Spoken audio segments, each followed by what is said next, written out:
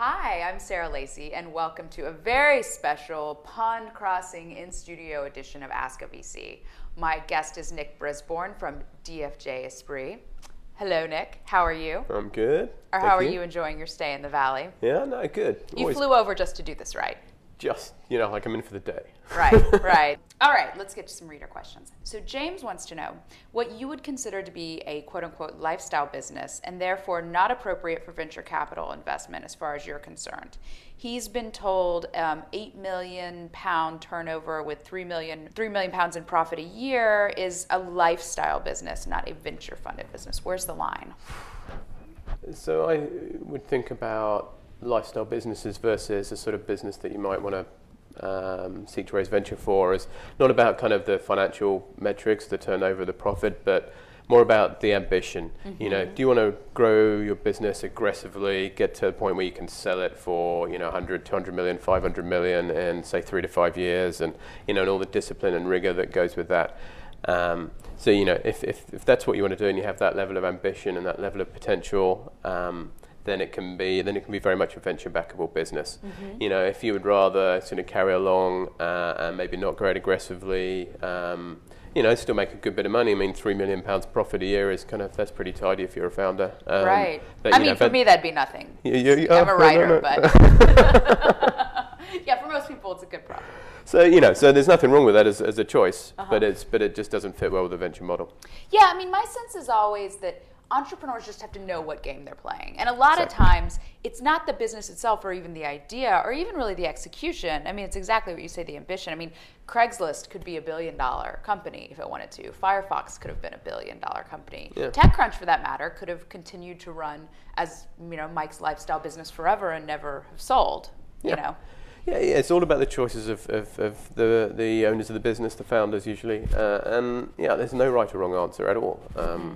Do you want to spend time with your family? Do you want to spend all your time in the office, right? These are choices. It's not right or wrong. And I think in the Valley, we get so consumed with thinking that lifestyle businesses are a bad thing somehow. And I think that there's really going to be a resurgence in it because a lot of people are getting really tired of being on this treadmill of building something up and then selling it and then getting frustrated being in a bigger company and then hopping to something else. In the UK, what is it like? Is there more of a sort of premium put on a nice, cushy lifestyle business? The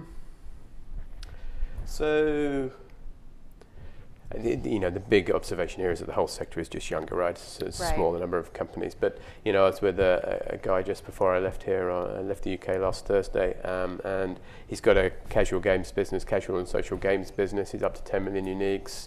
He's had kind of maybe 200 or 300 grand of angel financing, and I was asking him if he might think about venture capital, and he's like, I don't think so, right? This is working pretty well. I can sell out for a low level, make a good amount of money for myself, and that's attractive for me right now, and that's Then he shouldn't raise venture capital. Yeah, exactly. And so that's all cool. There are a lot of businesses trying to shoot for the fences as well, or swing for the fences as well.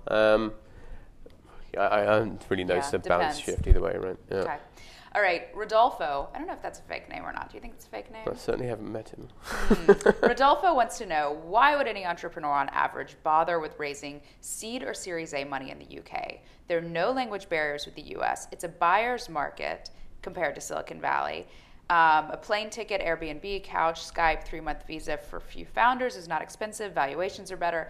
Angels are more attractive. 90% of big acquirers are in the US. It's certainly easier for some businesses to move here, and it pains me to say that, right? Every time one of my friends gets up and up sticks and moves over here, I'm like, God damn, Another one. Like, yeah, exactly. Come make some money and come home and join the crusade, So there is some truth in that. I think, for good businesses, in the UK, now the infrastructure's there, the financing's there, the support systems are there. So good businesses, I think, can get equivalently good support, both on the finance and kind of mentoring and everything else, as they can over here. And so, so good businesses, I don't think, the best businesses don't need to move. And then it's partly a choice about what you want to do. And, and I think,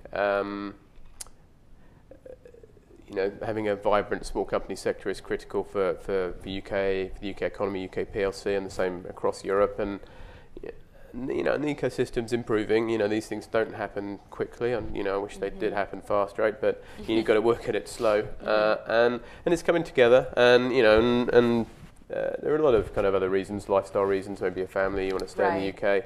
Maybe your market's more local. That's another big one. If you're in advertising, technology, e-commerce, then they're quite distinct markets. Well, and certainly, Betfair is a great example. We had the CEO, David Yu, on the show earlier this week, and, that's a company you couldn't have done in the US. Yeah, exactly. There are holes like that, right? Yeah, indeed. And so there's a guy, Jason Trost, he's come over to the UK to build a competitor to Betfair, American guy from Texas, I think, for that reason. Right.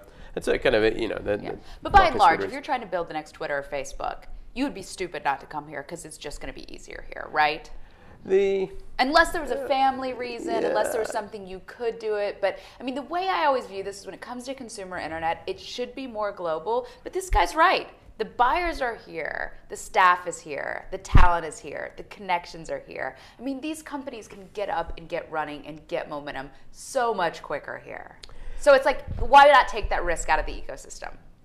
Out of the equation. Yeah. Look, I'd love to fight that, but certainly for some businesses, I have to agree, right? And social is probably one of them. All right, we'll move on before you're getting hate mail from other Brits. David wants to know what you see as the main difference between what people in the U.S. want in an app versus those in Europe. Are there any differences? Do Europeans use Facebook in the same way that Americans do? And does anyone still use Bebo? I would add to that. Yeah, not so many using Bebo, I guess. Do we use Facebook in the same way? Certainly I'd say more similar than different. I don't have a kind of, I've got a British perspective. I don't have a huge kind of in-depth knowledge of it over here. But, I think it's broadly the same, right? The product's the same. And kind of what we read and write about Facebook usage in the UK seems to match pretty well with what I see over here. What about apps? Are there differences between what people want in apps over there?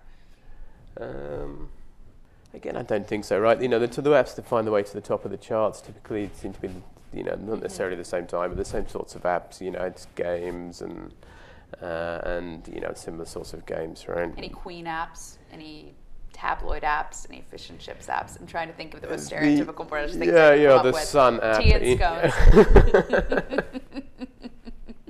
All right. Isaac wants to know, for an American entrepreneur hoping to start a company in the UK, or the rest of Europe for that matter, is incorporating in the States the best and only option prior to gaining presence there? He adds very politely, thank you. He must be British. Yeah, well, he's moved, right? He's working on it. He wants to be, he's an Anglophile. Yeah. So I'd say the easiest thing, if you're going to be a UK-based company, is to incorporate in the UK. There was a time when, we all encouraged our businesses to incorporate in Delaware, but that was when, we kind of thought they might all float on NASDAQ and then it would be easier down the line. But,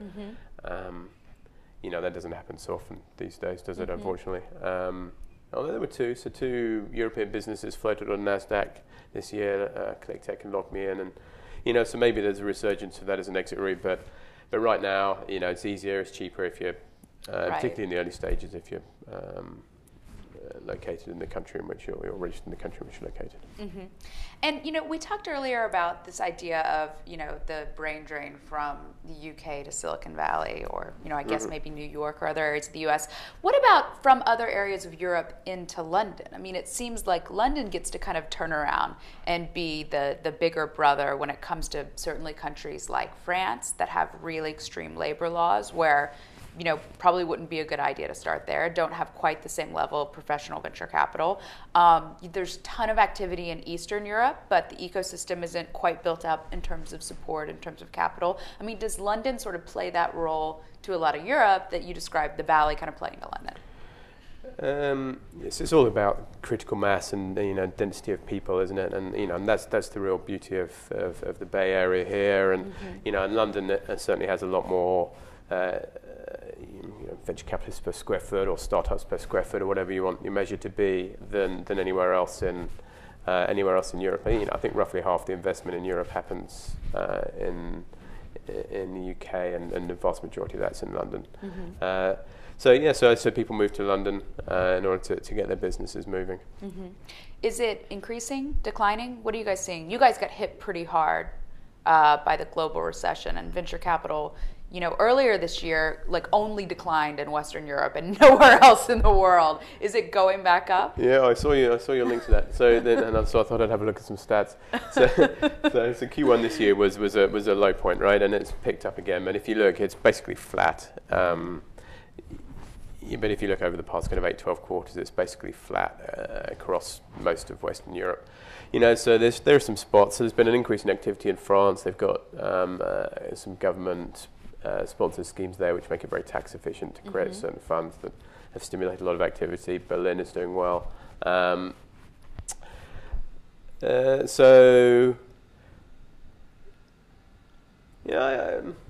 say probably. I guess it's probably. I don't think London is any more or less of a hub than it was a short while ago. That'd be my guts on that. Is it still the best place for you to be? Have you thought about going elsewhere? There's a lot of buzz around Berlin. Yeah, so there's a lot of buzz around Berlin, but London is too small, right? In my opinion, Right. in terms of an investment community, and we've got maybe 10 investors doing stuff actively, and we need to be bigger than that, and it's where kind of all the action is, and so kind of moving there to somewhere smaller, now that you guys are getting critical mass. and we're not, there's a lot more work to be done in London before in the UK before it's kind of anything like what we have here. It's getting easier. 10 years ago it was an awful lot harder in London than it is here. I think the gap's definitely closing, certainly for the best companies. But that there's this sort of 10 or a dozen funds that I was describing. We all need to just get the work done, find some great companies. Entrepreneurs need to do their piece as well, and we can, if the Spotify's, the Huddles, and everything else, if they have a great run over the next. Come on, you don't think Spotify's going to be a $1 billion company?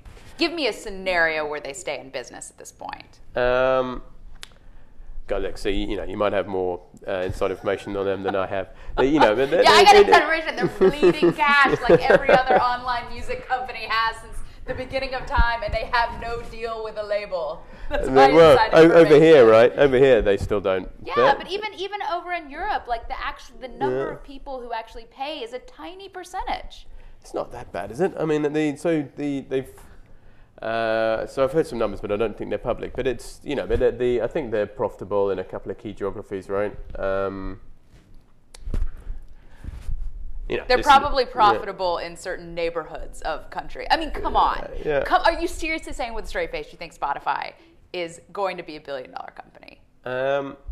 Listen, it's hard for me to say kind of what level of exit they might achieve, but they've got, it's a big user base. They've proven out the model in a couple of geographies. They need the record label contracts here in the US. They're going to. It's hard to say you've proven a model when their markets labels don't care about. That's not proving a model if you can't do the same thing in the US. Yeah, I'd accept that. It is not proven globally, but you can have successful one-country businesses. I mean, their aspirations are obviously much greater than that. But yeah, I would say, given what was their valuation, £240 million or something like that. That's not a nice local business. No, they have aspirations to be here, right? They've said as much. Oh, Nick, you've learned never to bring up Spotify around me on camera again. Thank you for being a good sport, and thank you for coming in. No, pleasure. And next time we're in London, we'll come to you. Yeah, sure. Do.